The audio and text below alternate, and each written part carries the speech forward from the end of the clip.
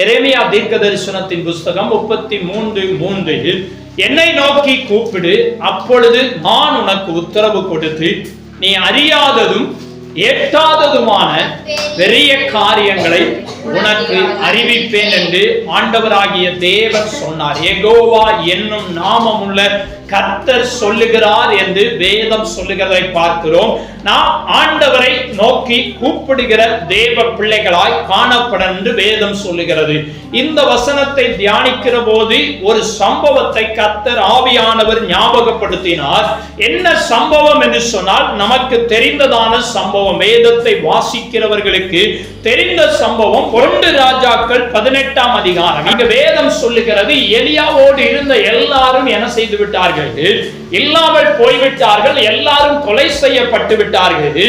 ஆனால் எலியா மட்டும் இருக்கிறார். 18:22 சொல்லுகிறது, அப்பொழுது எலியா ஜனங்களை நோக்கி, கர்த்தரின் தீர்க்கதரிசிகளில் மீதியாயிருக்கிறவன் நான் ஒருவன், பாகாலின் தீர்க்கதரிசிகளோ 450 பேர் என்று வேதம் சொல்லுகிறது. அப்போ இங்க பார்த்தீங்கன்னா பாகாலின் தீர்க்கதரிசிகள் 450 பேர் இருக்கிறார்கள். ஆனால் கர்த்தருடைய தீர்க்கதரிசியோ ஒருவர் மட்டும்தான் இருக்கிறார், அவர்தான் எலியா என்பதை வேதம் சொல்லுகிறது. ஏன் இந்த சம்பவத்தை சொல்லி வருகிறேன் என்று சொன்னால், எரேமியாவிலே சொல்லப்பட்டிருக்கிறது, என்னை நோக்கி கூப்பிடு. இயேசுவை நோக்கி கூப்பிடுகிற தேவ பிள்ளைகளாய் நம்ம என்ன செய்யணும்? காணப்படணும். தேவனை நோக்கி கூப்பிடணும். அவரை நோக்கி கூப்பிட்டா அவர் நமக்கு என்ன செய்வாரா? அறியாத எட்டாத பெரிய காரியங்களை என்ன செய்வாரு? செய்வார். இனி ஒரு இடத்துல வேதம் சொல்லுகிறது, அவருடைய சித்தத்தின்படி என்ன செய்யணுமா? ஜெபிக்கணும். சித்தத்தின்படி கேட்கணும். நமக்கு ஆண்டவருக்கு சித்தம் இல்லாதெல்லாம் நம்ம கேட்டா அவர் என்ன செய்ய மாட்டாரு? தரமாட்டார். தலைகீழ நின்னாலும் சரி, உச்ச ஊனிக்கிட்டு நின்னாலும் சரி, அவருக்கு சித்தம் இல்லைன்னா நம்ம வாழ்க்கையில அது நடக்கவே என்ன செய்யாது? நடக்காது. அவர் சித்தம் எதுவோ அது நடக்கும். நம்ம ஜெபிக்கிற போது ஆண்டவரிடத்தில், ஆண்டவரே இதை நீங்க கட்டாயம் தாங்கன்னு சொல்லி ஒரு நாளும் நம்ம என்ன செய்யக்கூடாது? ஜெபிக்க கூடாது. எனக்கு தெரிந்த ஒரு சம்பவம் ஞாபகத்துக்கு வருகிறது, உண்மையாய் நடந்த சம்பவம். ஒரு சகோதரி என்ன பண்ணாங்கன்னு சொன்னா, வீட்டுல அவங்க ஜெபம் பண்ணாங்களாம். அவங்க பார்த்தீங்கன்னு சொன்னா, அவங்களுக்கு 2 பிள்ளைகள். அதுல அவருடைய கணவர் சொன்னாராம், நீங்க ஆண் குழந்தை பிறந்தாதான் நீ சர்ச்சைக்கு என்ன செய்ய முடியும்? போக முடியும். என்னது? ஆண் குழந்தை பிறந்தாதான். ஏன்னா இன்னைக்கு நிறைய பேருக்கு ஆம்பளை பிள்ளைனா கொஞ்சம் விருப்பம் தான், இல்லைன்னு சொல்லல. ஆண் பிள்ளைனா தேவை, பெண் பிள்ளையும் நமக்கு ரொம்ப முக்கியம் தான். ஆனாலும் இன்னைக்கு அநேகர் விரும்புகிற காரியம் ஆண் பிள்ளைகள் என்ன செய்யணும்? வேணும்னு விரும்புகிறது. அவருடைய கணவர் சொன்னாராம், நீ சபைக்கு தொடர்ந்து போகணும்னு சொன்னா உனக்கு ஆண் பிள்ளை தான் என்ன செய்யணும்? பிறக்கும். ஒருவேளை பெண் பிள்ளை பிறந்தா நீ ஆலயத்துக்கு என்ன செய்ய முடியாது? போக முடியாது. நடந்த சம்பவத்தை அவங்க வாயினால சொன்னதுதான் நான் சொல்லி கொண்டிருக்கிறேன். ஏன்னா நம்ம நிறைய நேரத்தில் ஆண்டவரிடத்துல தேவ சித்தத்துக்கு அந்நியமான காரியத்தை நம்ம என்ன செஞ்சிருந்தோம்? கேட்டிருந்தோம். நம்ம தொந்தரவு தாங்க முடியாம ஆண்டவர் என்ன செஞ்சிருந்தாரு? கொடுத்திருந்தாருன்னு வைத்துக் கொள்வோம். ஆனால் அதிலே பல பிரச்சனைகள், பல சிக்கல்கள், பல சூழ்நிலைகளை நம்ம எதிர்கொள்ள வேண்டியது இருக்கும். அப்ப நீங்க பார்க்கிற போது அந்த கணவர் சொன்னாராம், நீ ஆண் பிள்ளை தான் உனக்கு என்ன செய்யணும்? பிறக்கும். ஆண் பிள்ளை பிறக்கலாம், சர்ச்சைக்கு போக முடியும். இந்த அம்மாவும் ஆண்டவரிடத்தில், ஆண்டவரே எனக்கு ஆண் பிள்ளை தாங்க, அப்பதான் நான் உண்மை ஆராதிக்க முடியும், இல்லைன்னா நான் என்ன செய்ய முடியாது, நான் மறுபடியும் என்ன செய்ய முடியும், எங்க இருந்து வந்தனோ அங்கதான் போக வேண்டிய சூழ்நிலை வரும்னு கேட்ட போது ஆண்டவர் என்ன பண்ணிட்டாரு? ஆண் பிள்ளையை கொடுத்துட்டார். அப்ப ஆண் பிள்ளை நல்லாதான் வளர்ந்து என்ன செய்கிறது? வருகிறது. குறிப்பிட்ட காலத்துக்கு பிறகு அந்த பிள்ளையை வைத்து அந்த வீட்டில சமாதானமே கிடையாது. வேணா போன் நம்பர் வேணாலும் தாரேன், நீங்க வேணா போன் பண்ணி கூட என்ன செஞ்சுக்கலாம்? கேட்டுக்கொள்ளலாம். அந்த வீட்டில அந்த பையனை வைத்து எந்த சமாதானமே என்ன செய்யாது? கிடையாது. கிட்டத்தட்ட அவருக்கும் திருமணமாகி 2 பிள்ளைகள் என்ன செய்கிறது? இருக்கிறது. ஆனால் அந்த குடும்பத்துல சமாதானம் இல்லை. பார்த்தீங்கன்னா லட்சக்கணக்கான கடன், அடுத்து பார்த்தீங்கன்னா போதைக்கு அடிமையாகி கீழே விழுறது, அடுத்து இருதய பிரச்சனை, இப்படி பல பிரச்சனை. அவங்க அன்னைக்கு சொன்ன, கொஞ்ச நாளைக்கு முன்னாடி சொன்னது, நான் ஆண்டவர்கிட்ட கேட்டேன், கட்டாயமா கேட்டேன், ஆண்டவர் தந்தார். ஆனா என் பிள்ளை இவ்விதமா என்ன செஞ்சுக்கிட்டு இருக்கு? போய்கிட்டு. நாங்க போகும்போதெல்லாம் அவங்க கண்ணீர் வடிக்காத நாட்களே என்ன செய்யாது? கிடையாது. இதனுடைய காரியம் என்ன, காரணம்? இது ஒரு எடுத்துக்காட்டுக்காக தான் சொல்லி இருக்கிறேன். இன்னும் நிறைய சம்பவங்களை நம்ம சொல்ல முடியும். நம்ம தேவ சித்தத்தின்படி ஆண்டவர்கிட்ட கேட்டா எல்லாம் தந்துடுவாருன்னு நம்ம கேட்கிறோம். ஆனா அதுக்குரிய பின் விளைவை சந்திக்க தயாரா என்ன செஞ்சுக்கணும், ஆகிடணும். கட்டாயப்படுத்தி வற்புறுத்தி கேட்ட ஆண்டவர் தந்துடுவாரு, தேவ சித்தம் இல்லாம நம்ம கட்டாயத்தின் பேரில் கிடைக்கும் என்று சொன்னால் அதிலே பின் விளைவுகள் நிறைய என்ன செய்யும், இருக்கும் என்பதை நான் புரிந்து கொண்டேன். அதனால நம்ம ஆண்டவரிடத்துல என்றைக்குமே கட்டாயப்படுத்திக்கிறேன். நம்முடைய தேவை ஆண்டவரிடத்துல சொல்லலாம், ஜெபம் பண்ணலாம். ஆண்டவரே உங்க சித்தமானா இதை என்ன செய்யுங்க, வாய்க்க பண்ணுங்க, உங்க சித்தம் இல்லைன்னா விட்டுருங்க அப்படின்னு ஜெபம் பண்ணிட்டு விட்டுட்டா தப்பிச்சோம். இல்லைன்னா நம்ம அதுல ஒருவேளை நடக்காம இருந்தாலும் வருத்தமும் என்ன செய்யக்கூடாது, படக்கூடாது. நடந்தாலும் சரி, நடக்கனாலும் சரி. ஆனா தேவ சமூகத்துல நாம் ஜெபிக்கிற ஜெபத்திற்கு நிறைய ஜெபத்துக்கு பதில் வரும், நிறைய ஜெபத்துக்கு பதில் என்ன செய்யாது, வராது. இன்னைக்கு எல்லா ஜெபத்துக்கும், நம்ம ஜெபிக்கிற எல்லா ஜெபத்துக்கும் பதில் வந்ததுன்னா பெரிய சிக்கலே அங்கதான் என்ன செய்யுது இருக்கு. நிறைய பேர் எப்படி ஜெபம் பண்ண, ஆண்டவரே அவன் அழியணும், இவன் அழியணும், அவ அழியணும், இவ அழியணும் என்ன செய்வோம், ஜெபம் பண்ணுவாங்க.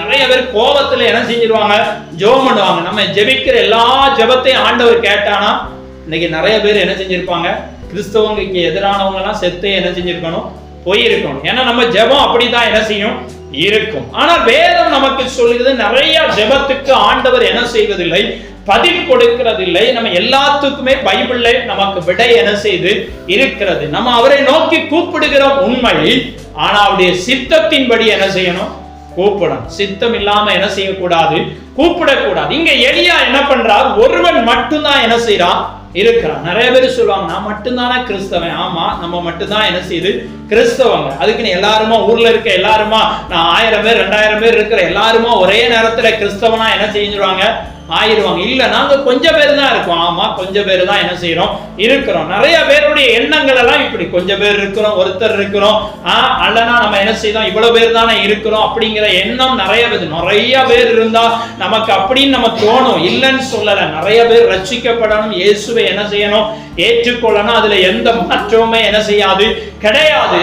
ஆனால் வேதம் சொல்லுகிறது இந்த எலியா ஒருவன் மட்டும்தான் என்ன செய்கிறாரு, இருக்கிறார். அப்ப பாகால் தீர்க்கதரிசிகள் எத்தனை பேரு, 450 பேர். ஒருத்தருக்கும் 450 பேருக்கும் எவ்வளவு வித்தியாசம் இருக்கிறது, எவ்வளவு காரியங்கள் என்ன செய்து இருக்கிறது. ஒருவன் தனியா நிற்கும் போது 450 பேர் எவ்வளவு தூரமா என்ன செய்வாங்க, நிற்பாங்க. ஆனா அவர்கள் முன்னாடி வைராக்கியமாய் தைரியமாய் ஒருவன் நின்றார். அவர்தான் எலியா தீர்க்கதரிசி. இன்னைக்கு நிறைய பேரு சிந்தபூரா நம்ம கொஞ்சம் பேர் தான் இருக்கிறோம், எப்படி நம்ம தனியா என்ன செய்ய முடியும், நிக்க முடியும் என்கிற கேள்வி நிறைய பேத்துக்கு என்ன செய்யுது இருக்கிறது. ஆண்டவர் மேல வைராக்கியம் இருந்தா நம்ம தனியா என்ன செய்யலாம், நிக்கலாம். தேவன் நம்ம கூட இருக்கிறார் என்பதை உணர்ந்தால் தனியா நிக்கலாம். தைரியம் நமக்கு வேணும், வைராக்கியம் நமக்கு என்ன செய்யணும், வேணும். எலியா எந்த தைரியத்துல வருகிறார், ஒரே ஆளாய் நிற்கிறார்.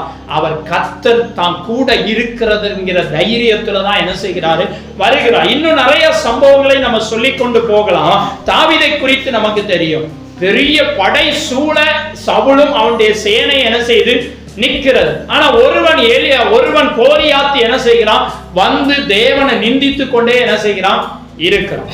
சின்ன பையன், வாலிப பையன், அவன் தைரியமாய் போய் என்ன செய்தான், எதிர்த்து நின்றான். கோலியாத்துக்கு எதிராய் நின்றான். இன்னைக்கு நிறைய பேர் நம்ம நினைக்கிறோம், அதை செய்ய முடியல, அதோட நம்ம இணைஞ்சுதான் போகணும், இவங்க கூட ஒத்துழைச்சுதான் என்ன செய்யணும், போகணும். அது தேவனுடைய பிள்ளைகளுக்கு அழகே என்ன செய்யாது, கிடையாது. அதான் கடந்த வாரத்துல நம்ம தியானித்தது போல, உலகத்துக்கு ஒத்த வேஷமே என்ன செய்யக்கூடாது, தரிக்கவே கூடாது. நம்ம நினைக்கிறோம் கோலியாத்தை வீழ்த்துவதற்கு தாவீது ஒரு சின்ன ஒரு வாலிபனாய் இருந்து ஒரே கல்லினாலே கோலியாத்தை என்ன செய்தான், வீழ்த்தினான். சேனை நிறைய நிக்குது, ஆனா கோலியாத்தை என்ன செய்ய முடியல, வீழ்த்த முடியல. சுற்றிலும் சவுல் ராஜா நிற்கிறார், அவனுடைய ராணுவ சேனை எல்லாமே கூட என்ன செய்து இருக்கிறது. ஆனா வீழ்த்த முடிஞ்சதா, முடியல. வைராக்கியம் உள்ள ஒரு மனிதன் நிமித்தம் கோலியாத்தை வீழ்த்த என்ன செய்தது, முடிந்தது. இன்னைக்கு நமக்கு வைராக்கியம் என்ன செய்யணும், வேணும். ஒருவனாய் நம்ம தனித்து நின்னாலும் சரி,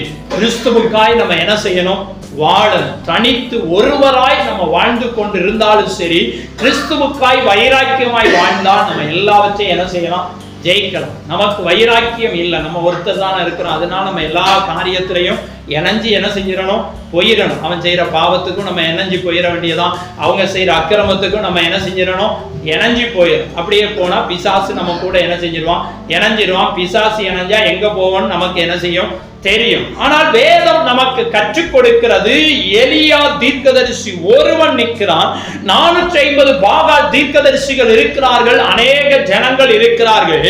நாம் ஜெபிக்கிற தேவ பிள்ளைகள் வைராக்கியமாய் ஜெபிக்க வேண்டும். தானியேலை குறித்து நமக்கு தெரியும். அவர் எப்படிப்பட்ட நிலைமையில இருந்தார், அவர் கூட நிறைய கூட்டமா நின்னுச்சு, அவர் கூட யாருமே என்ன செய்யல இல்ல, அவர் ஒருவராய், அவருக்கு எதிராக தான் சட்டம் என்ன செய்தது, பிறப்பி. ஒரு மனுஷனுக்காகவே சட்டத்தை என்ன செஞ்சாங்க, உருவாக்கினாங்க. என்ன சட்டம், தேவனை என்ன செய்யக்கூடாது, ஆராதிக்க. அவர் பரவாயில்ல, செத்தாலும் பரவாயில்ல, இங்க கண்ணை மூடுனா அங்க என்ன செய்ய போறோம், போறோம். இன்னைக்கு நிறைய கிறிஸ்தவர்கள், இன்னைக்கு உலகத்துல வைராக்கியமாய் வாழுகிற கிறிஸ்தவர்கள் நிறைய இருக்கிறாங்க. ஏன்னா எதுக்குமே என்ன செய்ய மாட்டாங்க, பயப்பட மாட்டாங்க. ஏன்னா கிறிஸ்து எனக்கு ஜீவன், சாவு எனக்கு என்ன செய்யுது, ஆதாயம். இன்னைக்கு நிறைய பேர் நம்ம நினைக்கிறோம், இந்த கிறிஸ்தவ உலகத்திலே, இந்தியாவிலே, இன்னும் பல தேசங்களிலே இன்றைக்கு கிறிஸ்தவர்களுக்கு எதிரான கிரியை நடந்து கொண்டிருக்கிறது. கொலை செய்கிறார்கள், சிறைச்சாலையிலே போடுகிறார்கள். நம்முடைய இந்திய தேசத்துல மாத்திரம் 10 மாநிலங்களே மதமாற்ற தடை சட்டம் என்ன செய்து இருக்கிறது. இந்தியாவிலே மாத்திரம் 10 மாநிலங்கள்ல மதமாற்ற தடை சட்டம் இருக்கு. ஆனால் அங்கேயும் கர்த்தரை ஆராதிக்கிறவர்கள் இருக்கிறாங்க, வைராக்கியமாய் கர்த்தரை தேடுகிறவர்கள் என்ன செய்யறாங்க, இருக்கிறாங்க. ஆனா இன்னைக்கு நமக்கு எல்லா சூழ்நிலைகளும் இருக்கிறது, சாதகமான சூழ்நிலை இருக்கிறது.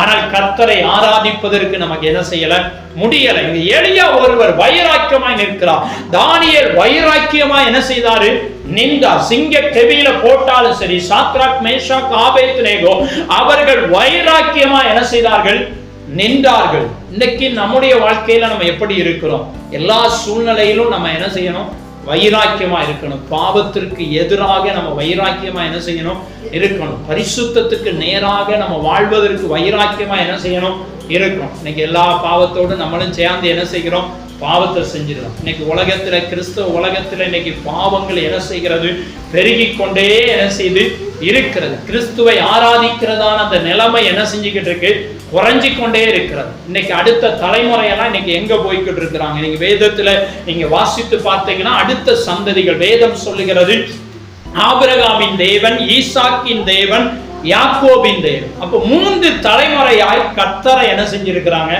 ஆராதித்திருக்காங்க. இன்னைக்கு அடுத்த தலைமுறையே ஆண்டவருக்கு என்ன செய்யல.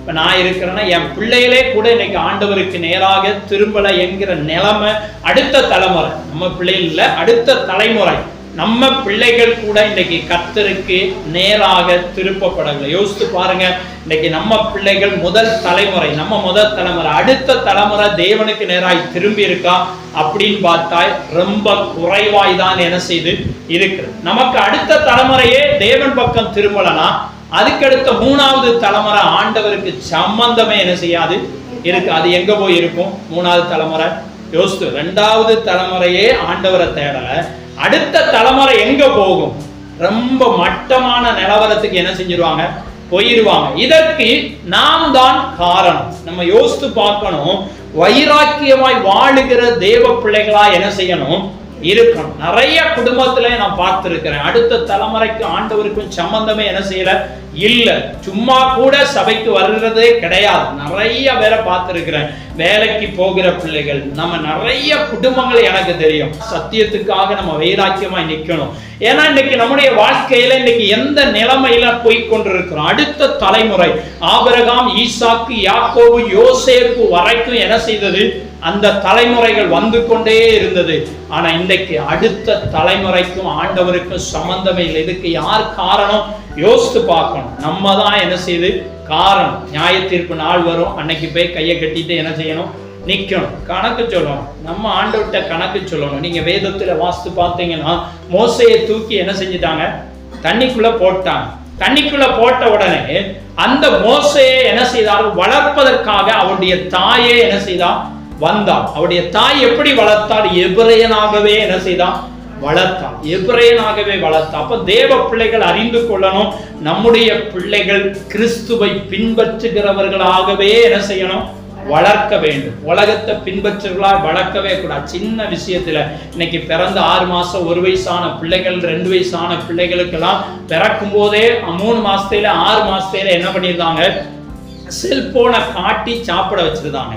அதனால இன்னைக்கு இந்த பிள்ளைகள் என்ன பண்ணிருதுன்னா, செல்போன் இல்லைன்னா என்ன செய்ய மாட்டேங்குது, சாப்பிட மாட்டேன். அது சின்ன வயசுலயே செல்போன் அந்த பிள்ளைக்கு கொடுக்காம இருந்ததுன்னா அது செல்போனை பார்க்காம என்ன செய்யும், சாப்பிடும். அழுகுதுன்னு நம்ம என்ன செஞ்சதோம், கொடுத்துருந்தோம். அதே போலதான் நிறைய நேரத்துல நம்ம என்ன பண்ணிருந்தோம்னா, நம்முடைய பிள்ளைகள் கேட்காங்களே, அப்படி அழுகுங்களே, கஷ்டப்படுறாங்களே, தரையில உருளுதாங்களே, அப்படி செய்தாங்களே, இப்படி செய்தாங்களேன்னு நம்மளும் என்ன செஞ்சிருந்தோம், கொடுத்துருது. கடைசி பின் விளைவு என்ன, பெரிய அழிவு தான் என்ன செய்யும், வரும். சின்ன காரியத்திலேயே நம்முடைய பிள்ளைகளை என்ன செய்ய வேண்டும், சரியாய் வளர்க்க வேண்டும். ஏன் இதை சொல்லி வருகிறோம் என்று சொன்னால், இன்னைக்கு அடுத்த தலைமுறை கிறிஸ்துவை பின்பற்றுகிறவர்களா இல்லை. நல்லா யோசித்து பாருங்க, நம்முடைய சபைகளையே சிந்தித்து பாருங்க. நம்முடைய அடுத்த தலைமுறை ஆண்டவரை ஆராதிக்கிறதா? அந்த நிலைமை அவங்களே ஆராதிக்காது. ஆண் பிள்ளையா இருக்கலாம், பெண் பிள்ளையா இருக்கலாம், அவங்களே ஆண்டவரை தேடலைன்னா அடுத்த தலைமுறை எங்க போய் நிற்கும்? கொஞ்சம் கூட நமக்கு வருத்தமும் கிடையாது, பாரமும் என்ன செய்யாது, கிடையாது. அவன் ஆத்துமா எப்படி போனாலும் பரவாயில்லைங்கிற நிலைமைக்கு நம்ம என்ன செஞ்சிட்டோம், வந்துட்டோம். சரி, நம்ம அடுத்த தலைமுறையை தான் நம்ம விட்டுட்டோம். அதுக்கடுத்த தலைமுறையாவது நம்ம என்ன செய்யலாம், கொண்டு வரலாம். இவங்களாவது வளர்ந்துட்டாங்க, மீறிட்டாங்க, சரி போட்டோம். அதுக்கடுத்த தலைமுறை இருக்கு பாத்தீங்களா, அது பேர பிள்ளையா இருக்கலாம், பேரனா இருக்கலாம், பேத்தியா இருக்கலாம், அல்ல யாரா இருக்கலாம், அவங்களையாவது நம்ம என்ன செய்யணும், கொண்டு வரலாம். ஏன்னா அது சின்ன பிள்ளைகளே நம்ம அவங்களை என்ன செஞ்சிடலாம், கிறிஸ்துவுக்கு நேராய் கொண்டு வந்துடலாம். ஏன் இதை சொல்லுகிறோம் என்று சொன்னால், இன்றைக்கு கிறிஸ்துவுக்காய் வைராக்கியமாய் வாழுகிறவர்கள் மிகவும் குறைவு. உலகத்துல நம்ம வைராக்கியமாய் வாழ்ந்திருந்தோம். ஒருத்தர் நம்மகிட்ட சண்டை போட்டாங்கன்னா பேச மாட்டோம்னு சொல்லி வைராக்கியமா என்ன செஞ்சிருந்தோம், வாழ்ந்துடலாம். அவன்கிட்ட பேச மாட்டேன், அவன்கிட்ட பேச மாட்டேன்னு வைராக்கியமா என்ன செஞ்சிருந்தோம், இருந்திருந்தோம். ஆனா அந்த வைராக்கியம் அங்க இருக்கக்கூடாது. கிறிஸ்துவுக்குள் நமக்கு என்ன செய்யணும், இருக்கணும். இந்த எலியா என்பவர் வைராக்கியமாய் இருந்தார். வைராக்கியமாய் ஒருவர் மாத்திரம் இருந்தார். ஆனால் இவர் கிறிஸ்துவுக்காய் வாழ்ந்தார். இந்த சம்பவம்லாம் நமக்கு தெரியும். அவர் சொல்லுகிறார், பாகால் தெய்வமானால் பாகாலை என்ன செய்யுங்க, பின்பற்றுங்கள். கர்த்தர் தெய்வமானால் கர்த்தரை என்ன செய்யுங்க, பின்பற்றுங்க. உடனே அதுக்கு ஒரு சில காரியங்களை என்ன செய்யறார், சொல்லுகிறார். நீங்க பலிபீடத்தை கட்டணும். பலிபீடத்தை கட்டி அதுல என்ன செய்யணும்னா 4 குடம் தண்ணீர் என்ன செய்யணும், கொண்டு வரும். முதல்ல ஒரு பலிபீடத்தை என்ன செய்யுங்க, கற்களாலே கட்டுங்க. கட்டி அந்த பலிபீடத்தை சுற்றிலும் 2ஆம் வசனம் சொல்லுகிறது, அந்த கற்களினாலே கர்த்தருடைய நாமத்துக்கு, இது கர்த்தருடைய நாமத்தை குறித்து சொல்லுகிறது. அதுக்கு முன்னாடி பார்த்தீங்கன்னா பாகாலுக்கான ஒரு பலிபீடத்தை கட்ட வேண்டும் என்று சொல்லுகிறார். 22ஆம் வசனம் சொல்லுகிறது, அப்பொழுது எலியா ஜனங்களை நோக்கி, கர்த்தரின் தீர்க்கதரிசிகளில் மீதியா இருக்கிறவன் நான் ஒருவன். இதை ஏன் சொல்லி வருகிறோம், ஜெபத்திற்கான ஒரு சம்பவத்திற்காக தான் இதை எடுத்து என்ன செய்கிறோம், வருகிறோம். ஏன்னா என்னை நோக்கி கூப்பிடுன்னு ஆண்டவர் சொல்லி இருக்கிறார். அவரை கூப்பிட்டால் நிச்சயம் என்ன செய்யும், அற்புதங்கள் நம்முடைய வாழ்க்கையில என்ன செய்யும், நடக்கும் என்பதை அறிந்து கொள்ள முடியும். அப்போ அவர் சொல்லுகிறார், இப்போது 2 காளைகளை என்னிடத்தில், எங்களிடத்தில் கொண்டு வரட்டும். ஒரு காளையை அவர்கள் தெரிந்து கொள்ளட்டும். அதை சந்து சந்தாக துண்டித்து நெருப்பு போடாமல் விறகில் மேல் வைக்க கடவர்கள். நான் மற்ற காளையை அப்படியே செய்து நெருப்பு போடாமல் விறகுகளின் மேல் என்ன செய்வேன், வைப்பேன். அவர் சொல்றார், பாகாலின் தீர்க்கதரிசிகளை பார்த்து சொல்லுகிறார், நீங்க உங்க தெய்வத்தை என்ன செய்யுங்க, கூப்பிடுங்கள். நீங்கள் உங்களுடைய தெய்வத்தை என்ன செய்யுங்க, கூப்பிடுங்க.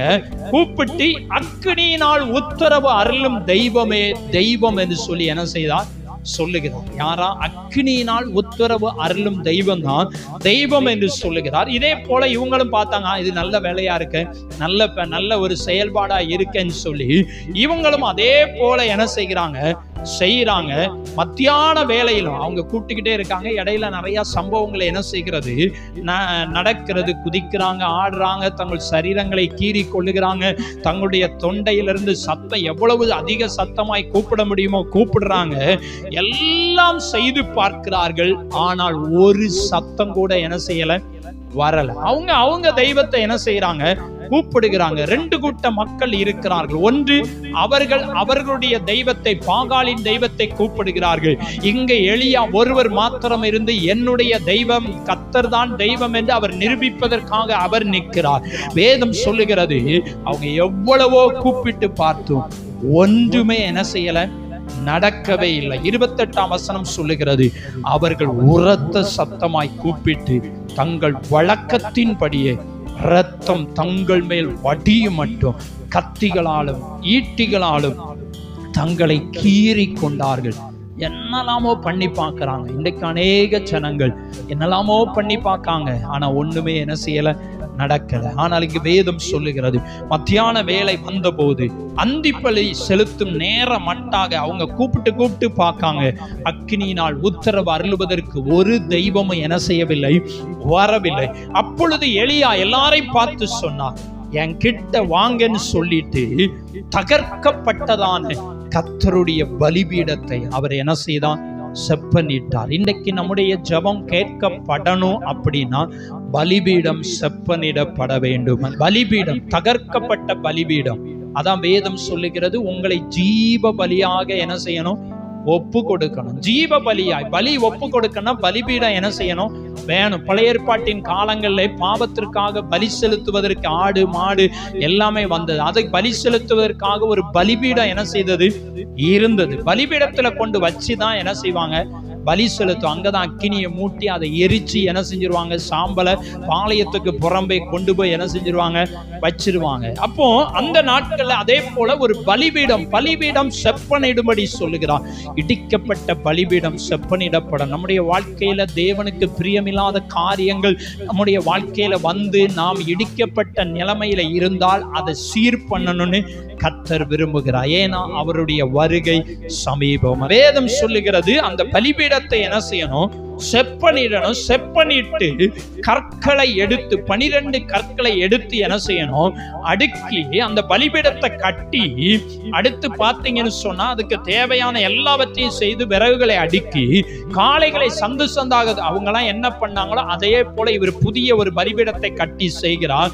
இப்படி செய்து பல காரியங்களை செய்து முடித்த உடனே கடைசி 37ஆம் வசனம் சொல்லுகிறது, கர்த்தாவே நீர் என் தேவனாகிய கர்த்தர் என்றும் தேவரே தங்கள் இருதயத்தை மறுபடியும் திருப்பினீர் என்றும் இந்த ஜனங்கள் அறியும்படிக்கு என்னை கேட்டருளும் என்றான. அப்படி சொல்லி முடித்தவன் என்னை கேட்டருளும் என்று சொல்லி முடித்த போது 38ஆம் வசனம் அடுத்த நொடியிலே சொல்லுகிறது, அப்பொழுது கர்த்தரிடத்திலிருந்து அக்கினி இறங்கி அந்த சர்வாங்க தகன பலியையும் விறகுகளையும் கற்களையும் மண்ணையும் பட்சித்து வாய்க்காலில் இருந்த தண்ணீரையும் நக்கி போட்டது. அது ஒரு பெரிய சத்தியம். ஆனால் இதை மேலோட்டமாய் சொல்லுகிறேன். ஜெபத்திற்கான ஒரு அடையாளமாய் இருக்கிறதுனால ஆண்டவரை நோக்கி கூப்பிடன்னு சொல்லப்பட்டது நிமித்தம் இந்த வார்த்தைக்கு நேராய், இந்த சம்பவத்துக்கு நேராய் கடந்து வருகிறேன்.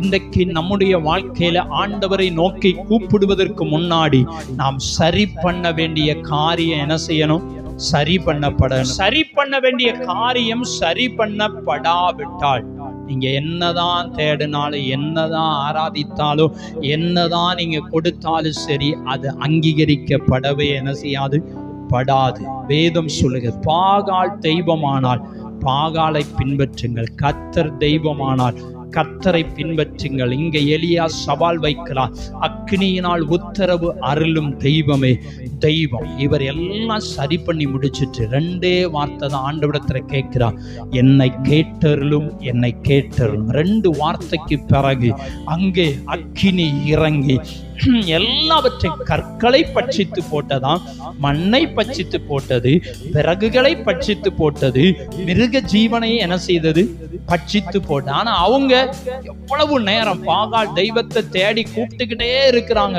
ஒரு பிரயோஜனமும் என்ன செய்யல, இல்ல. அப்போ நம்ம கூப்பிடுகிற விதமாய் கூப்பிடணும். நம்ம ஜீவனுள்ள தெய்வத்தை நம்ம என்ன செய்கிறோம், ஆராதிக்கிறோம். அப்ப அந்த தெய்வத்தை நம்ம எப்படி கூப்பிடணுமோ அப்படி கூப்பிட்டால் கர்த்தர் நமக்கு என்ன செய்வாரு, பதில் தருவார். இல்லை அப்படின்னா எந்த பதிலுமே என்ன செய்யாது, வராது. ஒன்றை ஒன்று மாத்திரம் நல்லா அறிந்து கொள்ளுங்கள். நம்ம இந்த கடைசி காலத்திலே வாழ்ந்து கொண்டிருக்கிறோம். ஒன்று குளிரா இருக்கணும், அல்லனா அனலா இருக்கணும். குளிரும் இல்லாம அனலும் இல்லாம இருந்தா என்ன நடக்குமா? வாந்தி பண்ணி போடுவேன். ஒண்ணு அங்கிட்டு இருக்கணும், அல்லனா இங்கிட்டு இருக்கணும். அங்கிட்டும் இங்கிட்டு இருந்தால் ரொம்ப சங்கடமான காரியமா என்ன செஞ்சிடும், மாறிடும். வேதம் சொல்லுகிறது வாந்தி பண்ணி போடும். அதான் சொல்லுவாங்க, நனைஞ்சா முழுசா என்ன செஞ்சிடணும், நனைஞ்சிடணும். கொஞ்சம் நனைஞ்சிட்டு வந்தோம்னு வச்சுக்கோங்களேன், சரியா நீங்க சோப்பு தேய்க்கிய தலைக்கெல்லாம் சோப்பு தேய்ச்சிட்டு குளிக்க போறீங்க, தலையில ஒரு இந்த உச்சியில மட்டும் நனையாம இருந்தா என்ன, சோப்போட தான் வீட்டுக்கு என்ன செய்வோம், வருவோம். அப்போ முழுசா நனைஞ்சா மட்டும்தான் எல்லா சோப்பு முறையெல்லாம் என்ன செய்யும், போகும். இன்னைக்கு நிறைய பேர் முழுசாவே என்ன செய்யல, நலையல. சர்ச்சைக்கு வர்றதும் முழுசு இல்லை, தேடுறதும் முழுசு இல்லை, எல்லா விஷயத்திலையும் என்ன செய்யல, முழுசா நனையலை. நம்ம மட்டும் கிடையாது, உலகத்தில் இருக்கிற அநேக கிறிஸ்தவர்கள் இப்படிதான் இருக்கிறோம். எதுவுமே முழுமை கிடையாது, எல்லாம் அறகுறையா என்ன செஞ்சுக்கிட்டு இருக்கிறோம். அப்போ முழுமை அடைந்தால் மட்டும்தான் ஆசீர்வாதம், முழுமை அடைந்தால் மட்டும்தான் நன்மை, முழுமை அடைந்தால் மட்டும்தான் பூரணப்படுத்தப்பட்டவர்களுக்கு மட்டும்தான் பரலோக ராஜ்யம், பூரணமாக்கப்பட்டவங்களுக்கு மட்டும்தான். அறகுறையானவங்களாம் பரலோகத்துக்கு என்ன செய்ய முடியாது, பிரவேசிக்க முடியாது. வேதம் சொல்லுகிறது ஜெயம் கொள்ளுகிறவன் எவனோ. இன்றைக்கு நிறைய விஷயங்களிலே ஜெயம் கொள்ளணும். இன்றைக்கு நம்முடைய தலைமுறைகள் எங்கே இருக்கிறது நமக்கே தெரியும், பேரை சொல்ல வேண்டாம். நம்ம தலைமுறை எங்க போய் கொண்டிருக்கிறது, நம்முடைய அடுத்த தலைமுறைகள் எங்க போய் கொண்டிருக்கிறது, 2வது தலைமுறை 3வது தலைமுறை இன்னைக்கு விக்கிரகத்தை நோக்கி போய் கொண்டிருக்கிறது. இதற்கு காரணம் இன்னைக்கு நம்ம தான். நம்ம மனம் திரும்பி செபிக்காத பட்சத்துல என்கிட்டலாம் ஆண்டவர் என்ன செய்ய மாட்டாரு, கணக்கு கேட்க மாட்டார். ஏன் கேட்க மாட்டாருன்னா, நான் செய்ய வேண்டியதை சொல்ல தான் என்ன செஞ்சிருக்கிறேன், செய்திருக்கிறோம். நீங்க என் பிள்ளை இப்படி தான் இருக்கும்னு போனதுனால அதுக்கு எனக்கும் சம்பந்தமே என்ன செய்யாது, இருக்காது. இப்படிதான் இருக்கணும்னு ஆண்டவர் கற்றுக் கொடுத்திருக்கிறார், நானும் சொல்லி இருக்கிறேன், வேதமும் கற்றுக் கொடுத்திருக்கிற. அதன்படி செய்யாம நீங்க இருந்தால் அதற்கு நான் பழியே என்ன செய்யாது, கிடையாது. அதற்கு நான் தப்பிச்சிருவேன். ஏன்னா நான் சொல்லாம இருந்தாதான் நான் மாட்டிக்கொள்வேன். அப்படிதான் சில குடும்பத்துல பார்த்தேன், நான் சொல்லி பார்த்துட்டு, தம்பி இப்படி செய்யாதீங்கடா, இதெல்லாம் பண்ணாதீங்க, இப்படிலாம் பண்ணாதீங்க, இதெல்லாம் போனா என்ன செஞ்சிடும், உங்களுடைய பாவம் வந்துடும் சொல்லி பார்த்தேன். ஆனா அவங்க பெற்றோர்களை என்ன பண்ணாங்க, மேல் வாங்கினாங்க. மேல் வாங்கி எல்லாமே செய்யலாம். ஒரு வாழ்ந்தா செம்மையா என்ன செய்யணும், வாழணும். இன்னைக்கு நம்ம பிள்ளைகள் சந்ததிகள் பாகாலுக்கு போயிடுச்சு. அதுக்கு நான் காரணம் கிடையாது, இந்த சபை காரணம் கிடையாது, பெற்றோர்களாகிய நீங்கள் தான் என்ன செய்து காரணம். ஸ்ட்ராங்கா என்ன செய்ய முடியும், சொல்ல முடியும். ஏன்னா நம்ம சின்ன வயசுலே அதை கர்த்தர் பக்கம் என்ன செய்யல, திருப்பலை. நல்லா கத்தருக்குள்ள வளர்த்திருந்தோம், தப்பு பண்ணும்போது 2 இழுப்பு இழுத்திருந்தோம், நீ பட்னியா போட்டிருந்தோம் அப்படின்னா மனம் திரும்பி இருப்பாங்க. நம்ம இஷ்டப்படி விட்டு அவங்களுக்கு மேல் வாங்கினது நிமித்தம் இன்னைக்கு நம்முடைய பிள்ளைகள் இன்னைக்கு பாகாலை நோக்கி போய்கொண்டிருக்கிறது. அதனால ஒரு பிரயோஜனமும் என்ன செய்யாது, கிடையாது. பாகால பின்பற்றினா பகல் முழுக்க கத்தி இருக்கிறாங்க, கீறி இருக்கிறாங்க, ரத்தம் சிந்தி இருக்கிறாங்க, ஆனா பதிலே கொடுக்கல. இன்றைக்கும் நம்முடைய பிள்ளைகளுடைய வாழ்க்கையில அடுத்த தலைமுறைகள் இன்றைக்கு கர்த்தருக்கு பிரியமாய் வளர்க்கப்படலைன்னா நாம் வேஸ்ட். நம்ம ஜெபிக்க ஆரம்பிக்கணும், கூப்பிட ஆரம்பிக்கணும். நம்ம சரி பண்ண வேண்டியதை சரி பண்ணலைன்னா நம்முடைய ஜெபம் கேட்கப்படாது. வேதம் சொல்லுகிறது, என்னை கேட்ட. நமக்கே ஜெபம் பண்ண நேரம் இல்லை, நம்ம பிள்ளைக்கு எங்க ஜெபம் பண்ண போறோம்? நீங்க எங்க எத்தனை பேர் ஜெபம் பண்ணீங்க உங்க பிள்ளைக்காக? ஒரு சொட்டு கண்ணீராவது வடிச்சீங்களான்னு கேட்டா கிடையவே கிடையாது. சொத்து சேர்க்கலாம், எல்லாமே சேர்க்கலாம், அதெல்லாம் உலகத்தோடு என்ன செஞ்சிடும், அழிஞ்சிரும். நம்முடைய நோக்கம், நம்முடைய சிந்தை எல்லாமே ஆத்துமாவை குறித்து. நான் அடிக்கடி சொல்றது, எங்க வீட்டுல நமக்கு பணமெல்லாம் முக்கியமே கிடையாது, பணம் வேண்டாம், நமக்கு தேவை ஆத்துமா. ஆத்துமா ஒழுங்கா இருந்துச்சுன்னா பணம் தானா என்ன செய்யும், வரும். இன்னைக்கு ஆத்துமா சரியில்லாம பணம் என்ன செய்ய, நான் அதைத்தான் சொல்லுவேன், ஆத்துமாவை சரி பண்ணணும். இன்னைக்கு நான் பூசி மொழிகி அவங்க செய்த தப்பெல்லாம் நல்லா பரவாயில்ல அப்படின்னு சொன்னோன்னா எனக்கு நிறைய பணம் என்ன செய்யும், என்னை தேடி என்ன செய்வாங்க, கொடுப்பாங்க. ஆனா நான் தப்புன்னு சொன்னதுனால வர வேண்டிய பணமும் எனக்கு வராமல் இருக்குது. அதுக்கும் நான் கவலைப்பட போது என்ன செய்யாது, கிடையாது. பணம் முக்கியம் இல்லை, நம்முடைய ஆத்துமா தான் முக்கியம். உலகம் நம்ம நினைக்கிறோம் எங்க போய்கிட்டு இருக்குன்னு நீங்களாம் யோசிக்கிறீங்களா, சிந்திக்கிறீங்களான்னு எனக்கு தெரியல. நான் ஒவ்வொரு நாளும் செய்திகளை பார்க்கிற போது உலகம் சீக்கிரத்திலே முடிவுக்கு என்ன செஞ்சிடும், வந்துடும், சீக்கிரத்துல முடிவுக்கு வந்துடும். தேவ சமூகத்தை நீங்க என்ன செய்யுங்க, கனம் பண்ணுங்க, நேசிங்க. கர்த்தர் தெய்வம்னா கர்த்தரை பின்பற்றுங்க. இல்ல நான் உலகத்தோடு தான் வாழுவேன்னா தாராளமா நீங்க உலகத்துல என்ன செஞ்சுக்கலாம், பின்பற்றிக்கலாம். கர்த்தர் தெய்வம்னா கர்த்தரை பின்பற்றுங்க. இல்ல பாகால் தான் தெய்வம். இன்னைக்கு நிறைய பேத்துக்கு சொந்தக்காரங்க தெய்வமா மாறிடுறாங்க, பிள்ளைகள் தெய்வமா மாறிடுறாங்க, வேலைகள் தெய்வமாய் மாறுகிறது. வேதம் சொல்லுகிறது விக்கிரக ஆராதனைக்காரர்கள் எங்க போவாங்களாம், இரண்டாம் மரணமாகிய அக்கினியும் கந்தகமும் எரிகிற கடல். நம்ம கேட்கலாம், பாஸ்டர் நம்ம எங்க விக்கிரக ஆராதனை செய்கிறோம் அப்படின்னு நம்ம கேட்கலாம். நம்ம நிறைய நேரத்தில் விக்கிரக ஆராதனை தான் செய்கிறோம். உருவத்தை மட்டும் வச்சுதான் நம்ம வழிபடலை. அதை தவிர மீதி எல்லாமே செய்து கொண்டிருக்கிறோம். ஆண்டவருக்கு அடுத்து தான் எல்லாமே. எதெல்லாம் நீங்க ஆண்டவருக்கு முன்னாடி வைக்கிறீங்களோ அதுதான் விக்கிரக ஆராதனை. இன்னைக்கு நிறைய நேரத்தில் நம்ம விக்கிரக ஆராதனை பண்ணுகிறோம். அவங்க வேதம் 10 கற்பனையிலே ஒரு கற்பனை, அந்த வானத்தின் கீழே பூமிக்கு மேலே நீங்க ஒரு சொரூபத்தையும் என்ன செய்யக்கூடாது, உருவாக்கவும் கூடாது, அதை வணங்கவும் நமஸ்கரிக்கவும் கூடாது. அது எழுத்தின்படி அன்னைக்கு சொன்னா, இன்னைக்கு ஆவியின்படி நம்ம வணங்கி கொண்டிருக்கிறோம், இன்னைக்கு உருவாக்கி கொண்டிருக்கிறோம், இன்னைக்கு விக்கிரகத்தை வணங்கி கொண்டிருக்கிறோம். கர்த்தரை தேடாம, கர்த்தருக்கு கொடுக்க வேண்டிய முக்கியத்துவத்தை கொடுக்காம நீங்க எந்த காரியத்துக்கு கொடுத்தாலும் சரி அது விக்கிரகம் தான். அப்போ விக்கிரக ஆராதனைக்காரர் எங்க போவாங்க, இரண்டாம் மரணம். வெளிப்படுத்தின விசேஷத்தில் சொல்லப்பட்டிருக்கிறது, யாரெல்லாம் தேவனுடைய ராஜ்யத்தில் பிரவேசிப்பார்கள் என்று நிருபத்திலையும் அழகாய் சொல்லப்பட்டிருக்கிறது. அப்ப நம்ம அறிந்து கொள்ளணும், இன்றைக்கு தேவனை நோக்கி கூப்பிடுகிற தேவ பிள்ளைகளாய் இருக்கணும். அறியாத எட்டாத பெரிய காரியங்களை கர்த்தர் உங்களுக்கு செய்யணும்னா நீங்க உங்க பலிபீடம் செப்பனிடப்படணும், இடிக்கப்பட்டு கிடக்கிறதான வாழ்க்கை சீர் பண்ணப்படணும். ஆனால் ஆண்டவர் மன்னிக்கிறதற்கு தயபெருத்திருக்கிறார். இன்னைக்கு நீங்க ஆண்டவரிடத்துல மனம் திரும்பி, நீங்களோ உங்க சந்ததியோ உங்க குடும்பமோ உங்க பிள்ளைகளோ பிள்ளைகளின் பிள்ளைகளோ அவங்களின் பிள்ளைகளோ மனம் திரும்பி வந்தால் ஆண்டவர் ஏற்றுக்கொள்ளுவார். ஆனால் ஒரு நாள் வரும், பாவத்திற்கான மன்னிப்பை பெற்றுக்கொள்ள முடியாத நாள் தூரத்தில் அல்ல, சீக்கிரத்தில் இருக்கிறது. கிருபையின் காலம் முடிவடைய போகிறது, கிருபையின் நாட்கள் முடிவடைய போகிறது. எக்கால சத்தம் துணிக்கக்கூடிய நாட்கள் வேகமாய் விரைவிலே வந்து கொண்டிருக்கிறது.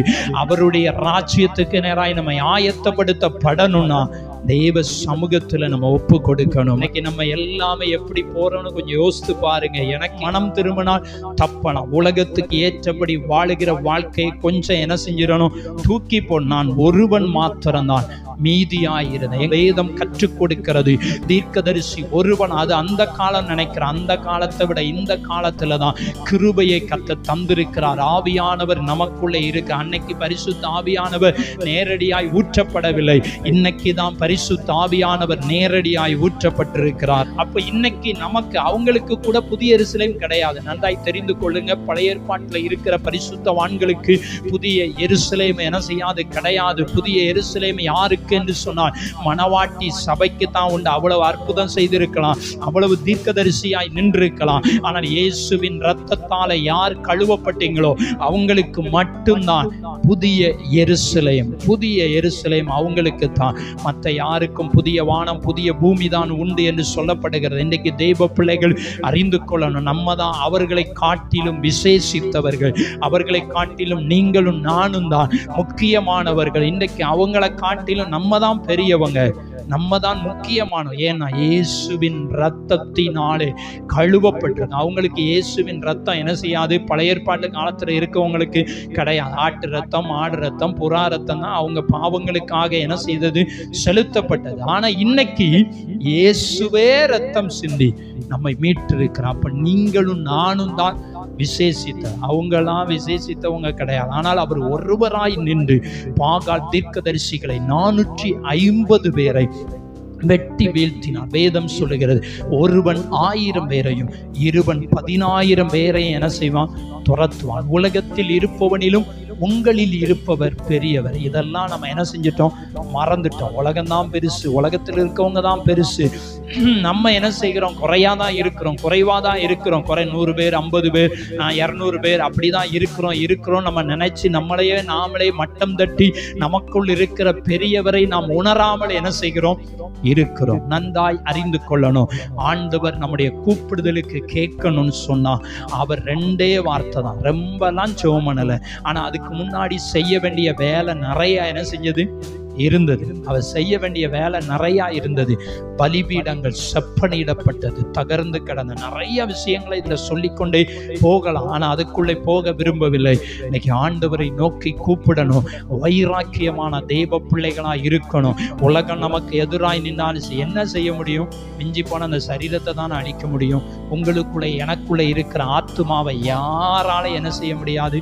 அழிக்க முடிஞ்சா சரீரத்தை வேணா அழிச்சிட்டு போட்டு ஒன்னும் பிரச்சனையே என்ன செய்யாது கிடையாது. இந்த சரீரம் என்னைக்குனாலும் மண்ணுக்கு போக போகுது. ஆனா எக்கால சத்தம் தொனிக்கும் போது இந்த சரீரத்தை ஆண்டவர் உயிரோட என்ன செஞ்சிருவார்? மகிமையுள்ள சரீரமாக இதை உயிரோட எழுப்பிடுவார். ஆனால் நம்ம செய்ய வேண்டியது வைராக்கியமாய் வாழுகிற தெய்வ பிள்ளைகளா என்ன செய்யணும்?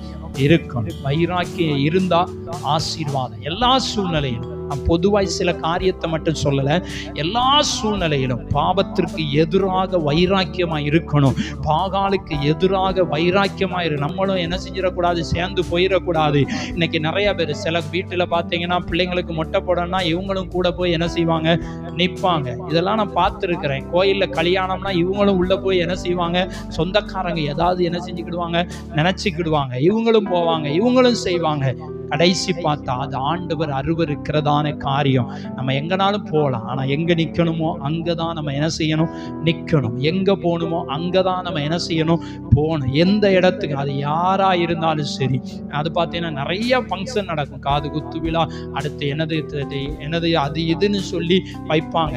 அழகா காப்பு கட்டுறது, காது குத்துறது, மொட்டை போடுறது, அடுத்து என்ன செய்ய என்னெல்லாமோ இருக்கும். எது இருந்தாலும் சரி, தேவ பிள்ளைகள் கிறிஸ்துவுக்காக நம்ம என்ன செய்யணும்? வாழணும்னு கர்த்தர் விரும்புகிறார். வைராக்கியமாய் வாழ்ந்தால் நம்ம கூப்பிடுதலுக்கு கர்த்தர் என்ன செய்வாரு? பதில் தருவார். இல்லைன்னா நம்ம வெறுமையா வந்துட்டு என்ன செய்வோம்? போவோம். கடைசியில ஒரு நாள் வரப்போது, அன்னைக்கு ஆண்டவர் சொல்லிடுவார், நீ யாருன்னே எனக்கு என்ன செய்யாது?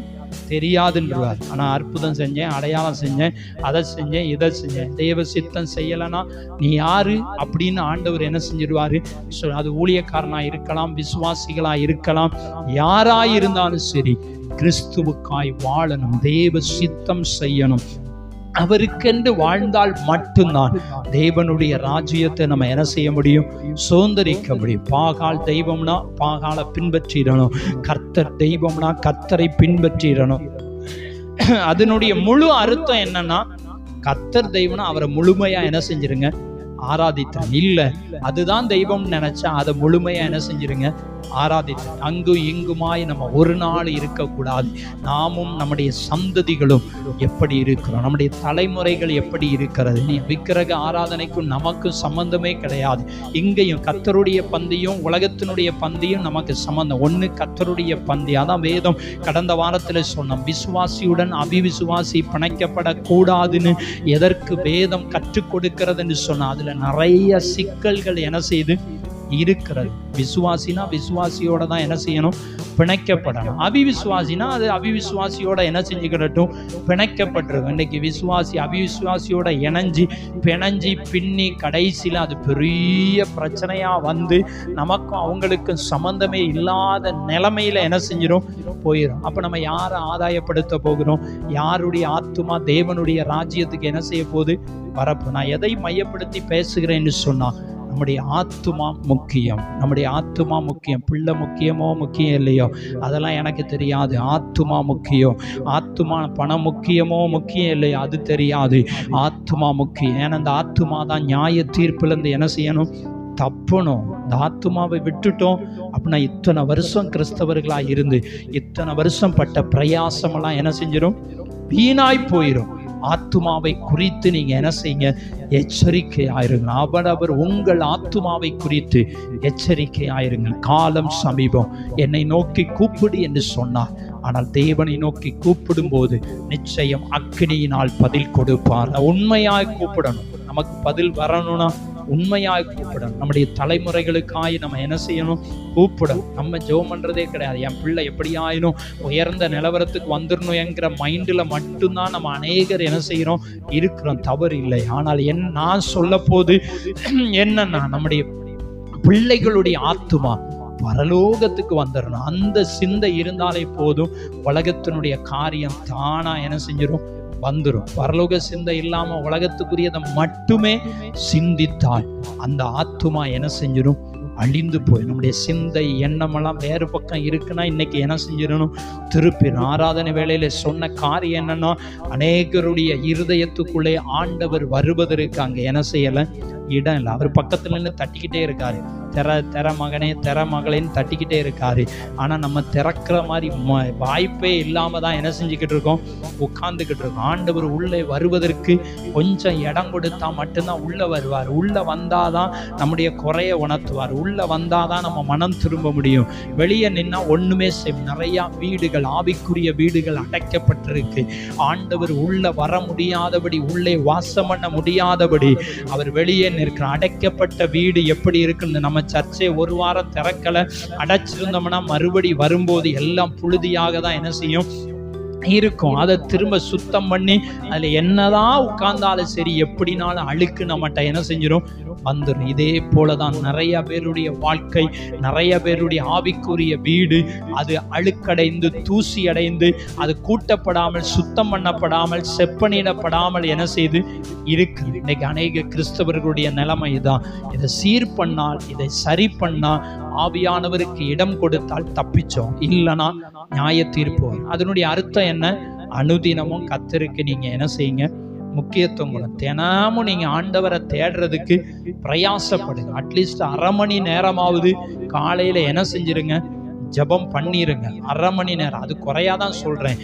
ஒரு மணி நேரமாவது நம்ம என்ன செஞ்சிடணும்?